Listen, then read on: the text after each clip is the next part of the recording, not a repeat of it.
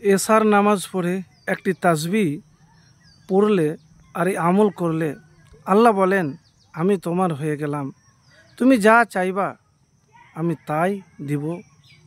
প্রিয় ভাই, আমি যে আজকে এশার নামাজের পরে একটি তাসবির কথা বলবো আর একটি আমলের কথা বলবো, হাদিস থেকে বলবো।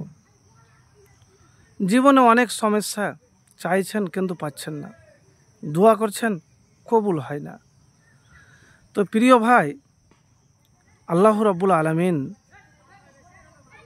বলেন, আমি তোমার হয়ে গেলাম, তুমি যা চাইবা আমি তাই দেব। তো কি আমল করতে গেলে আপনি আল্লাহর নৈকট্য লাভ করতে পারবেন? তো প্রথমে একটি হাদিস বলি আপনাকে। আবু হুরায়রা রাদিয়াল্লাহু তাআলা আনহু হতে বর্ণিত, রাসূলুল্লাহ সাল্লাল্লাহু আলাইহি ওয়াসাল্লাম বলেছেন, প্রত্যেক রাতে যখন রাতের শেষ তৃতীয়াংশ থাকে তখন আমাদের প্রতিপালক মহান ও কল্যাণময় আল্লাহ সুবহানাহু ওয়া তাআলা দুনিয়ার আসমানে অবতরণ করেন। বলতে থাকেন, কে এমন আছো যে এখন আমাকে ডাকবে, আমি তার ডাকে সাড়া দেব। এখন কে আছো যে আমার কাছে প্রার্থনা করবে, আমি তাকে দান করব। আর কে এমন আছো যে আমার কাছে ক্ষমা চাইবে, আমি তাকে ক্ষমা করব। তো প্রিয় ভাই, এই আমল কখন করবেন?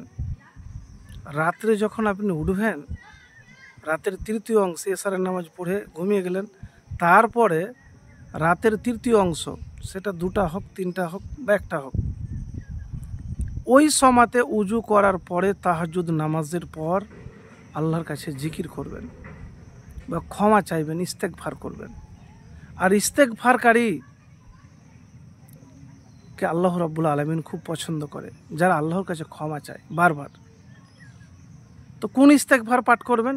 আস্তাগফিরুল্লাহ ওয়া আতুবু ইলাই, বা আস্তাগফিরুল্লাহ আল্লাযী লা ইলাহা ইল্লা হুয়াল হাইয়ুল কাইয়্যুম, বা আস্তাগফিরুল্লাহ। তো এই ইস্তেগফারগুলি পাঠ করে আল্লাহ রাব্বুল আলামিনের কাছে হাত উঠিয়ে চাইবেন। হাত উঠিয়ে আপনি চাইবেন, আপনি যদি একবার আল্লাহর হয়ে যান, আল্লাহ আপনার হয়ে যাবে। কিন্তু মুমিন মুত্তাকি হতে হবে, সবসময় আল্লাহর উপর ভরসাকারী, তাওয়াক্কুলকারী হতে হবে। আর তাওয়াক্কুলকারী যদি হতে পারেন, তাহলে আপনি যা চাইবেন সেটাই পাবেন। তো প্রিয় ভাই, আমি এতটুকুন বলবো, জীবনে আপনার চাওয়া পাওয়া অনেক আছে, সমস্যা আছে, রিজিকের অভাব, তো আপনি এ আমল করে দেখুন। এবারে আমি যে বলেছি যে আল্লাহ আপনার হয়ে যাবে, আল্লাহ তখনই আপনার হবে যখন আল্লাহর ওপর সব সময় ভরসা করবেন, ভয় করবেন। মুখে বলতে খুবই সহজ, কিন্তু বাস্তবে আমরা বিপদের সময়তে, কষ্টের সময়তে, যন্ত্রণার সময়তে, বা কোনো কিছু ভাগ্যর মোতাবেক হলো না, তখন আমরা বলি আমার কপাল খারাপ, তকদির খারাপ। তোমার কপাল ভালো, তুমি পেয়ে গেলে, আমার কপাল খারাপ, আমি পেলাম না।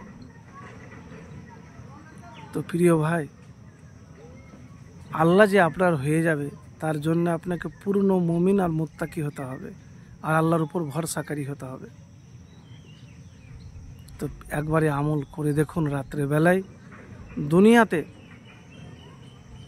কারো কাছে হাত পাততে হবে না।